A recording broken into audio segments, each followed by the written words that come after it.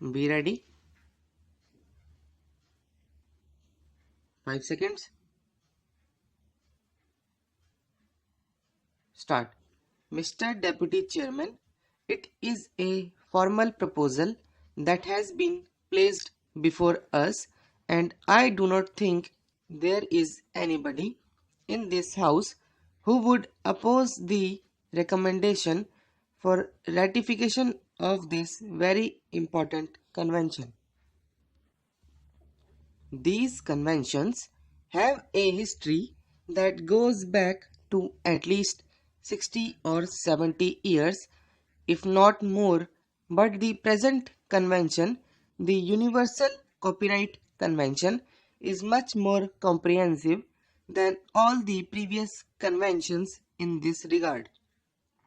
I have not very much to say about this convention. Dr. Sri Mali has explained the objectives of this convention and the benefits that would accrue from it. It is a very healthy sign of the times that despite occasional joltings, we do certain things that go to the cohesion of the various nation states of the world. There is one important step in that direction. Especially in matters of culture, we are trying to get nearer to each other and bring ourselves under obligations that are common and reciprocal. I have only one or two words to offer by way of comments.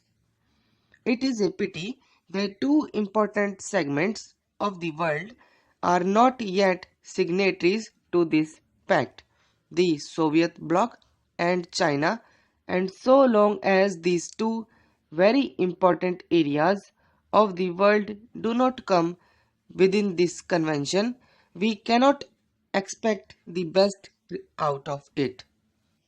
The importance of the convention is all the more so because India will very shortly be participating in one of the major projects initiated by the UNESCO, the project of East-West Cultural Exchange Relations, a proposal that was accepted at the last General Conference of the UNESCO held at New Delhi.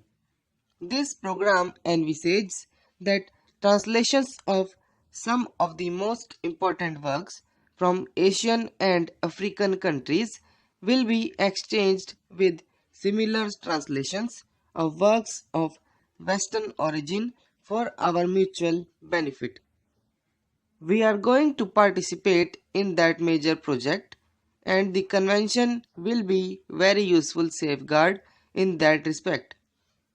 As years roll on, more and more Indian authors are being translated in various languages of the world, and these books are becoming more and more popular.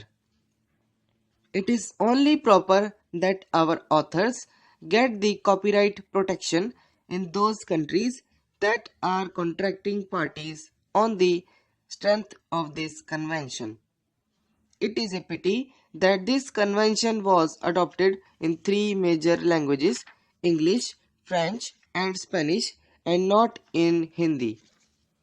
I regret somewhat that we could not have our national language included in this list. In fact, whenever the question comes up for recording and propagating international contracts, the claim of the Indian national language is not recognized. I do not know whether the case is not pressed or whether it just goes by default. On the other hand, it is a matter of congratulation that India is a member of the 22-member International Committee, the first committee which will be set up in respect of this convention.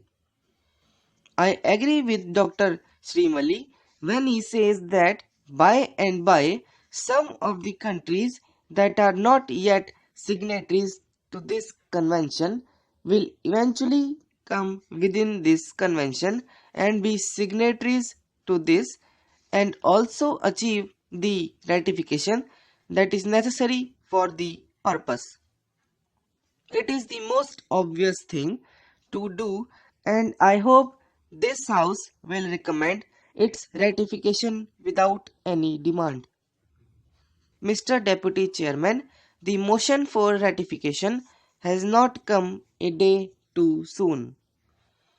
Those of us who had to work on the select committee on the copyright bill have had to scan the provisions of this convention, and we benefited a great deal by studying the provisions of this convention, and we also tried to secure the best advantage to our language writers in this respect. Now, sir, today by ratifying this convention, it is obviously clear that we are undertaking a very important international commitment.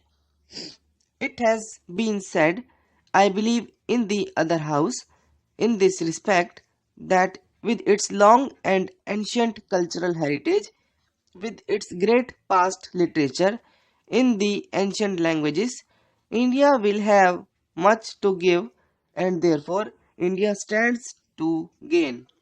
But, sir, one aspect of the thing which is not generally probably realized is that today the Indian languages are on a eve of a very major development. We have accepted Hindi as our national language. The regional languages as well are going to be developed in a very large way. The major problem today is of technical books, and as such, we will have very much to take from as many as three countries, from the literature of three countries who are not parties to the Berne Convention but have joined the Universal Copyright Convention, namely the General Federal Republic, Japan, and the United States of America. We have entered into certain relationship with the United States of America, and with this ratification we regularize the same. But it also brings us closer to these two other countries, and I am hoping, sir, that the ratification of this convention will open out a new vista.